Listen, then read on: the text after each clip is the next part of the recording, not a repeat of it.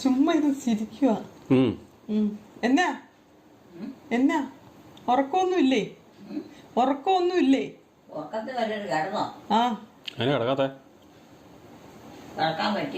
എന്നാ പിന്നെ എന്നാ എടുക്കുമായിരുന്നു? എലിക്കുട്ടിയമ്മ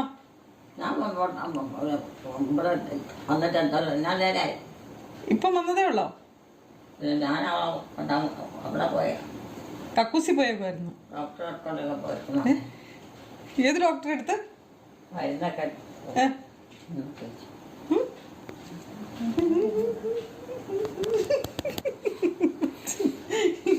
ഇതൊക്കെ എന്തുവാ എനിക്കറിയത്തില്ല. അമ്മയുടെ മകൻ മേടിച്ചതാ.